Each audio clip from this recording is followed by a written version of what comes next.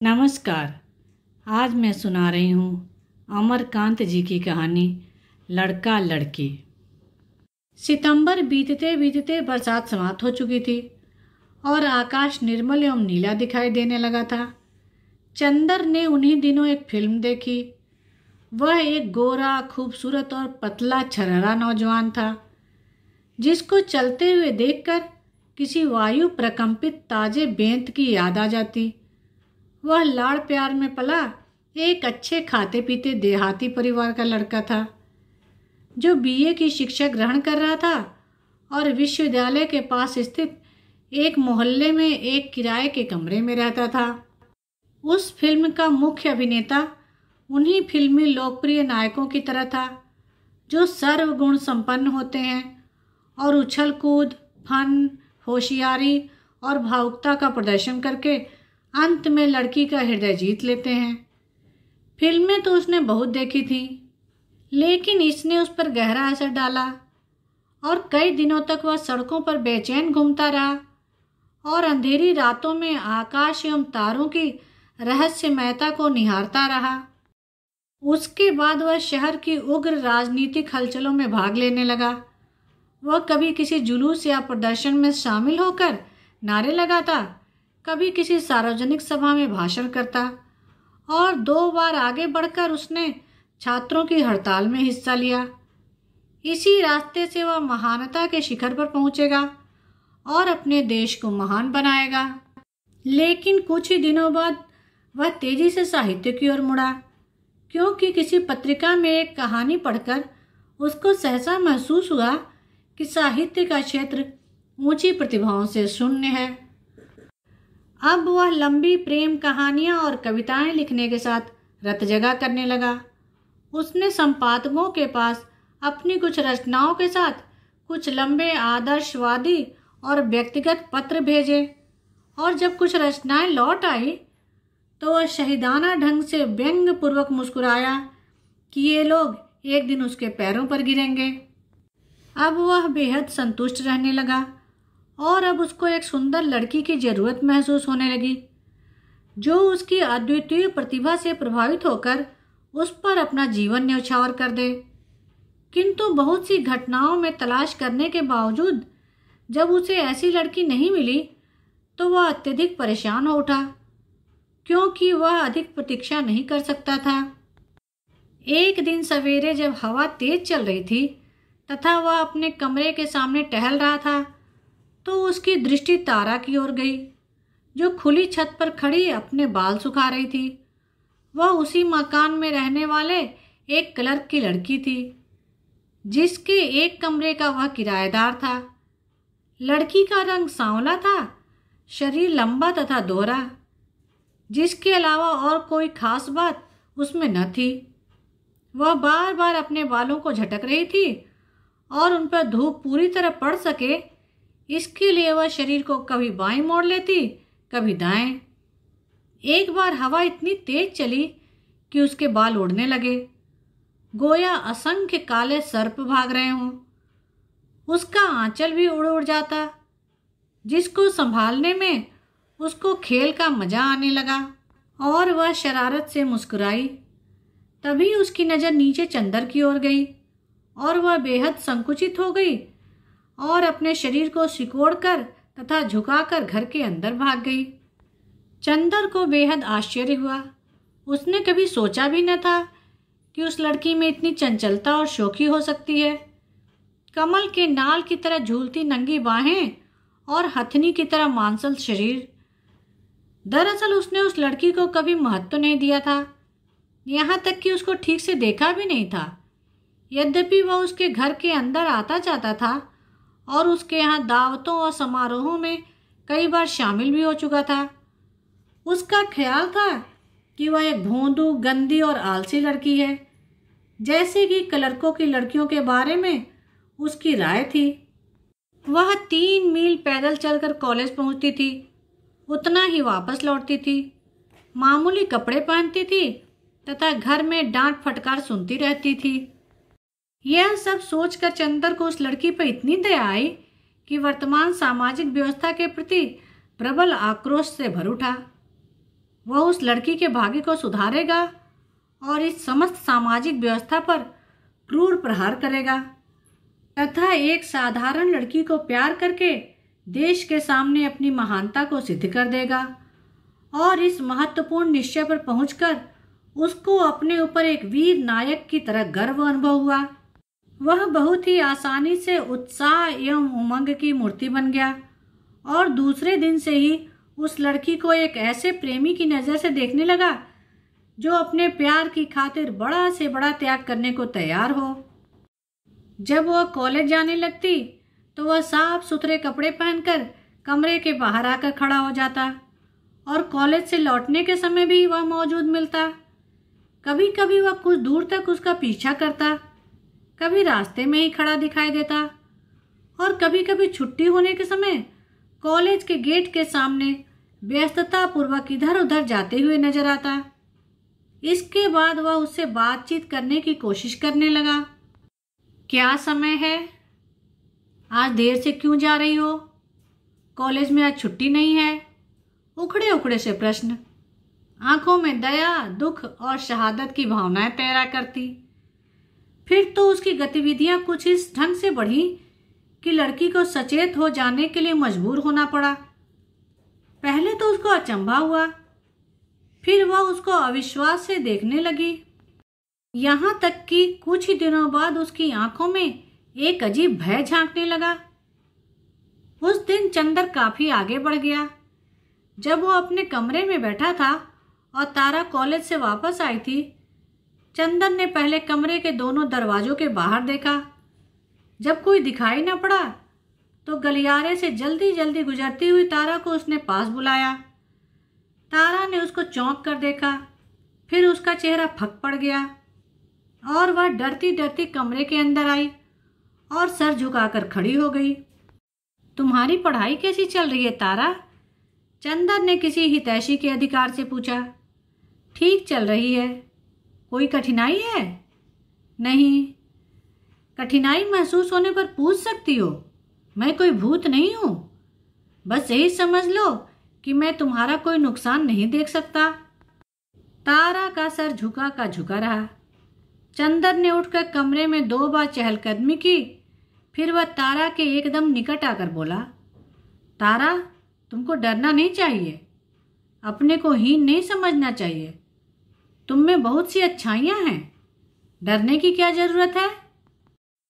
उसकी बातों का तारा पर न जाने कैसा असर हुआ कि उसका चेहरा रुदन की हल्की लकीरों में खो गया और वह अचानक छटक कर कमरे के बाहर निकल गई। तारा ने जल्दी से किताबें रखी और एकांत कमरे में बैठकर चुपचाप आंखें पोंछने लगी। वह सचमुच अपने को बहुत छोटा महसूस करने लगी, गोया किसी ने संकेत करके यह बता दिया हो कि उसका स्थान कहाँ है। वह अपने माँ बाप की प्रथम भूख प्यास की लड़की थी और उसको कभी बहुत लाड़ प्यार भी मिला था।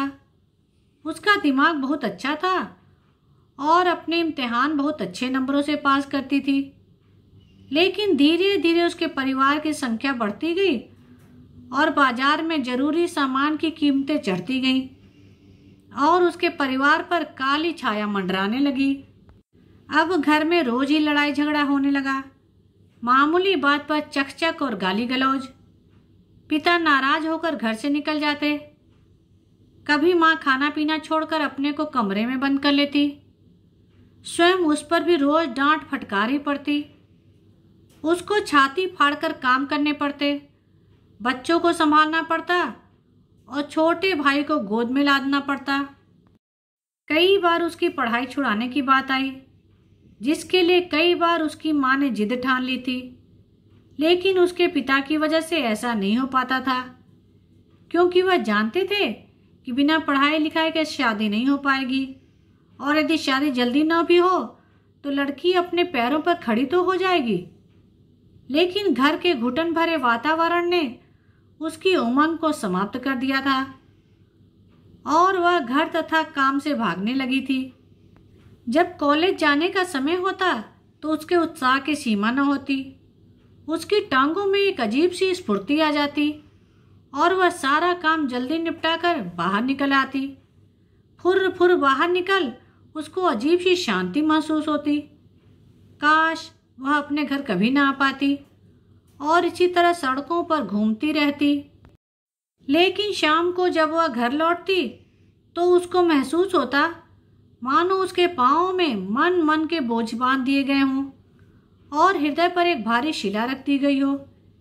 कैसी मजबूर और हीनता भरी जिंदगी थी। उसका रुदन सिसकियों में बदल गया, जिसके थमने पर वह चंदर की बातें सोचने लगी और उसको एक अजीब ताजगी और नवीनता का अनुभव होने लगा, तथा यह भी कि उसका भी कोई महत्व है। बादलों की तरह निरुद्देश्य भागते हुए उसके मन को एक ठोस आधार प्राप्त हुआ था। देखते ही देखते सब कुछ उलट पुलट हो गया और उसके मन में एक प्रबल आंधी चलने लगी। रात में वह चारपाई छोड़कर चुपके से खुली छत पर आ जाती और अंधकार में कुछ तलाश करने लगती। लगातार बरसते हुए पानी को देखकर उसकी आंखें भर जाती और कुछ ही दिन बाद वह कुछ पूछने के बहाने किताब लेकर चंदर के कमरे में पहुंच जाती और शीघ्र ही इस पूछने और बताने के बीच प्यार का नाटक खेला जाने लगा। अंत में वे छिप छिप कर मिलने लगे, कभी रात के अंधेरे में, कभी कॉलेज के फाटक पर। मेरा साथ दोगी? चंदर कभी पूछता। मैं नहीं जानती, तारा शर्मा जाती थी। नहीं, मैं साफ साफ सुनने का आदी हूँ। दूंगी दूंगी, मैं दुनिया को दिखा दूंगा, चंदर गर्व से कहता। इसके बाद चंदर बहुत ही ऊंचाई से अपना जीवन दर्शन पेश करता। उसकी बात मेरे विचार में या मैं यह सोचता हूँ से शुरू होती थी। उसको पूरा विश्वास था कि वह एक महान क्रांतिकारी परोपकार का कार्य कर रहा है, जिसमें अपनी पूर्ण विजय और सर्वोच्चता की बात सोचकर वह सारे समाज को अपने शत्रु के रूप में कल्पना करने लगता। अपने प्यार को लेकर वह निरंतर संघर्ष और लड़ाई की बात सोचता था और इसीलिए तारा को तैयार करना चाहता था। तारा, तुमको बड़ी से बड़ी कुर्बानी के लिए तैयार रहना चाहिए। तुमको किसी से डरना नहीं है। तुमको अधिक से अधिक परिश्रम करके अधिक से अधिक पढ़ना है। किसी के सामने आने पर सर झुकाने की जरूरत नहीं है। मैं सबको देख लूंगा। तारा, मुझे योग्य स्वाभिमानी स्त्रियां पसंद हैं। तुम्हें मेरे विचारों के योग्य बनना है। जाड़ा और गर्मी बीत गई और फिर बरसात आ गई। तारा इंटरमीडिएट पास करके बीए में पहुंच गई। इन कुछ महीनों में चंदर के प्यार और विचार ने उसके जीवन को संपूर्णतः बदल दिया। उसकी आंखों में सदा एक चमक दिखाई देती, जैसे प्रातः काल पूर्व क्षितिज का अंधेरा फट जाता है। उसने अपने और जीवन के दोषों को नई दृष्टि से देखा और वह जल्दी से जल्दी चंदर के अनुकूल बनने के लिए उत्सुक हो उठी। उसके होठों पर सदा एक मधुर और विश्वासपूर्ण मुस्कुराहट छाई रहती और वह उत्साह, स्फूर्ति, स्नेह और सद्भाव की मूर्ति बन गई। वह तड़के ही उठ जाती, घर की सफाई वफाई करके खुद नहाकर अंगीठी जला लेती और समय पर नाश्ता करके सबको आश्चर्यचकित कर देती। उसने दूसरों की अन्य आवश्यकताओं पर ध्यान देना शुरू किया। उसने सबके कपड़े प्रेस करने, पिताजी तथा छोटे भाइयों के जूते पॉलिश करने तथा माताजी के लिए तंबाकू चढ़ाने का नियम बना लिया। अब माँ को सवेरे नियमित रूप से पानी भरे लोटे में रखी नीम की दातुन तथा भोजन के समय सबको प्याज और चटनी अवश्य मिल जाती। वह छोटे भाई बहनों को समय पर उठाकर तैयार करा देती तथा सबको खिला पिलाकर पढ़ने के लिए बिठा देती। जब वह कॉलेज जाती तो उसका मन सदा चंदर के प्यार से पुलकित रहता और वह अपनी सहेलियों के सामने भी बातचीत में सदा चंदर के विचारों को ही दोहराती रहती। उसका जीवन एक महान दिलचस्पी, विश्वास एवं प्रतीक्षा में परिवर्तित हो रहा था। एक दिन जब वह कॉलेज से लौटी तो उसकी माँ उसके छोटे भाई पप्पू को गालियां दे रही थी। माँ, यह ठीक नहीं है, तारा ने कहा। क्या ठीक नहीं है? गालियां देना? अरे मेरी भौजी, तुम मुझे सिखाने चली है। आओ तो झाड़ू से बात करूं। तारा का मुंह क्रोध से तमतमाने लगा और आंखें चमकने लगी। उसने झनझनाती आवाज में कहा, आप मेरे प्रति ऐसी जबान में नहीं बोल सकती। क्या? तेरी यह हिम्मत? मैं अब बड़ी और जिम्मेदार हो गई हूं, यह सब बर्दाश्त नहीं करूंगी। अरे पप्पू, बुला अपने बाप को। उसकी माँ चीख पड़ी। आने दे उनको, मैं तेरा दीदा नवाती हूँ। बाप रे, यह लड़की हाथ से निकलती जा रही है। ठहर जा, मैं तेरा पढ़ना लिखना छुड़ाती हूँ और इसी साल तुझे घर से भगाती हूँ। मैं कहीं नहीं जाऊंगी, तारा ने दृढ़ स्वर में कहा। क्या कहा? तू शादी नहीं करेगी? नहीं नहीं। तो क्या करेगी? छाती पर मूंग दलेगी? मूंग क्यों दलूंगी? मैं अधिक से अधिक पढ़ूंगी और अपने पैरों पर खड़ी होऊंगी।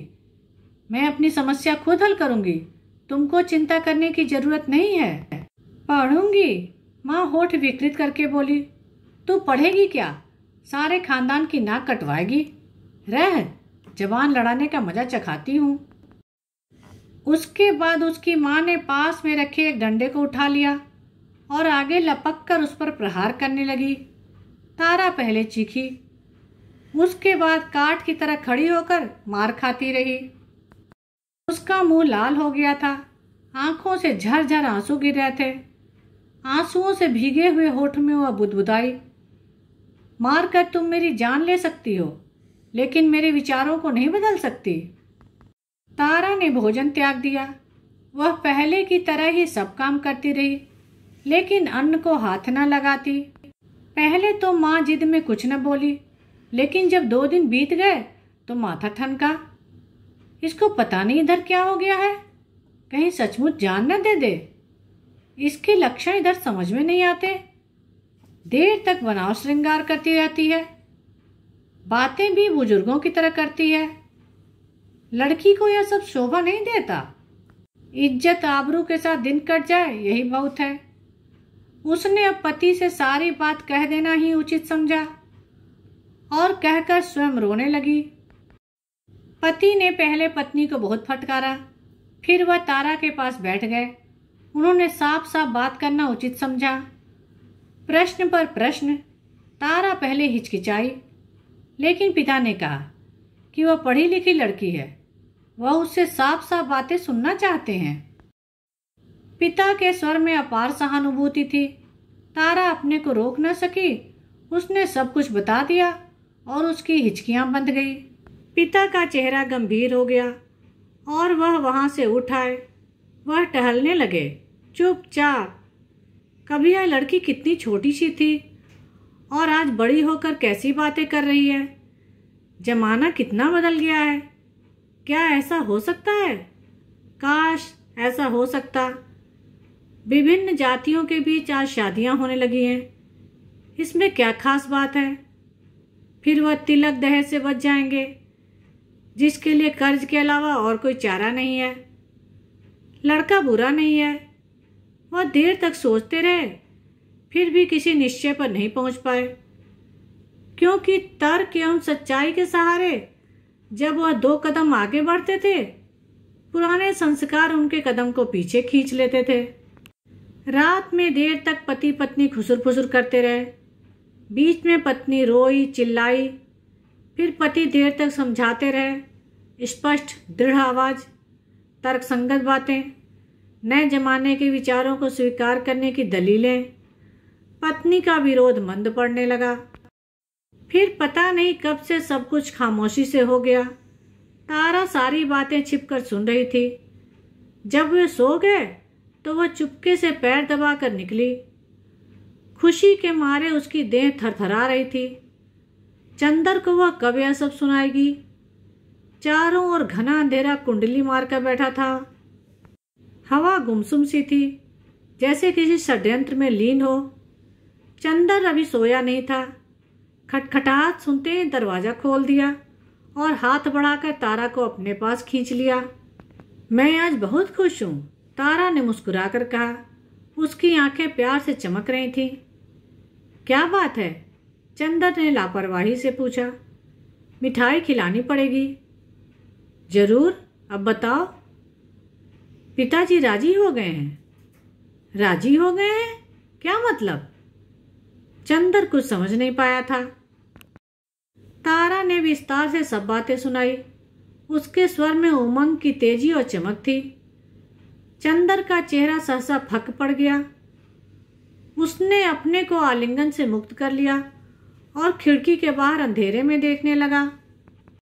शादी? वह अपने को महान समझता था और उसकी कल्पना थी कि उसका प्यार महान संघर्ष, महान तूफान और महान कुर्बानी के दौर से गुजरेगा। उसके प्यार की ऐसी साधारण परिणति होगी, ऐसा उसने सोचा भी न था। उसका मुंह देखते ही देखते कठोर हो गया। क्या बात है? तारा डर गई। यह धोखा है, उसने घृणा से मुंह बिचकाते हुए कहा। क्या धोखा है? तुम धोखेबाज हो। तुमने शुरू से आखिर तक मेरे साथ धोखा किया है। क्या धोखा किया है? आप बताते क्यों नहीं? तारा ने रुआंसे स्वर में कहा। हाँ किया है, इसी के लिए तुम मेरे पीछे पड़ी हुई थी, पर मैं आज समझ गया कि तुम जीवन में कुछ नहीं कर सकती।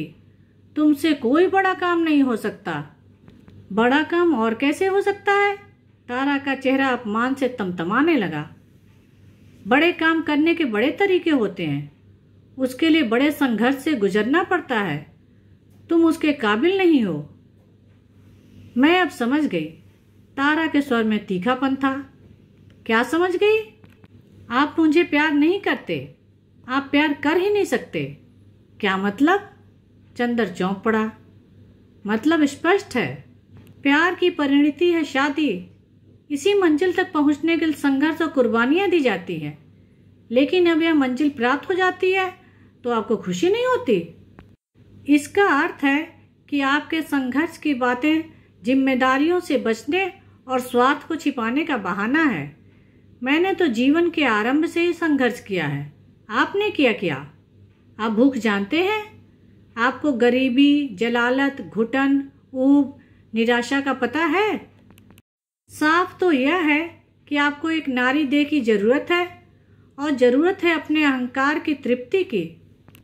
तुम वाहियात बक रही हो, चंदर ने घूर कर कठोर स्वर में कहा। हाँ, वाहियात बक रही हूं, तारा और भी तीखी आवाज में बोली। लेकिन आज आपको सब कुछ सुनना पड़ेगा। मैं आपको कितना प्यार करती हूँ यह मैं बता नहीं सकती, लेकिन आज आपकी भी गलत बातों को मैं बर्दाश्त नहीं कर सकती। आपका भी ऐसा ही कहना है। आपके लिए मैं बड़ा से बड़ा त्याग करने को तैयार थी, लेकिन इधर मैंने महसूस करना शुरू कर दिया है कि आप केवल अपनी बातों को महत्व देते हैं, दूसरों की भावनाओं की कतई परवाह नहीं करते। कितनी बार मेरी इच्छा हुई कि आपसे अपने मन की बात कहूँ, अपने सुख दुख की, अपनी कल्पनाओं की, भविष्य की।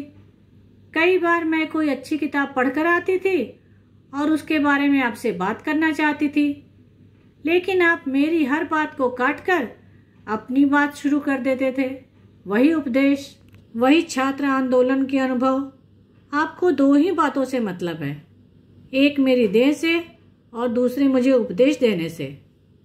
मैं मेहनत करूं, मैं कुर्बानी देने के लिए तैयार हो जाऊं, आप क्या करोगे? आप क्या मेहनत करते हैं? बात तो यह है कि आप सदा हवा में उड़ते रहना चाहते हैं, और आज जब जमीन पर उतरने का मौका आया है, त्याग करने का समय आया है, तो आप जान बचाना चाहते हैं, इसलिए आप नाराज हैं। अपने लिए मौजपूर्ण गैर जिम्मेदार और दूसरों के लिए परिश्रम, कर्तव्य और जिम्मेदारी, यही आपका जीवन दर्शन है। पर मैं आपसे अब पूछती हूँ कि आपने मेरा जीवन क्यों बर्बाद किया? खैर, आप यह बात गांठ बांध कर रख लीजिए कि मैं किसी के दया पर निर्भर नहीं रहना चाहती। अंत में उसकी बातें रुदन में बिखर गईं और वह तेजी से बाहर निकल गई। चंदर कुछ देर तक कमरे में सुन्न खड़ा रहा। ऐसी उम्मीद उसको न थी। कुछ क्षणों के लिए उसको लगा कि तारा की बातें सही है। तब वह अपने को बहुत ही छोटा महसूस करने लगा, लेकिन शीघ्र ही उसने अपने को इस भावना से मुक्त कर लिया। अब उसका मुंह क्रोध और घृणा से विकृत हो गया। एहसान करने का यह फल मिलता है? जिसको उसने कीचड़ से निकाला था वह अब उसी पर प्रहार कर रही है। यह है दुनिया। उसने अंधेरे में थूका और जोर से दरवाजा बंद कर लिया। धन्यवाद। मेरी कहानी को लाइक करें, शेयर करें और सब्सक्राइब करें, जिससे मेरी सभी कहानियाँ आपको समय पर मिल जाएं।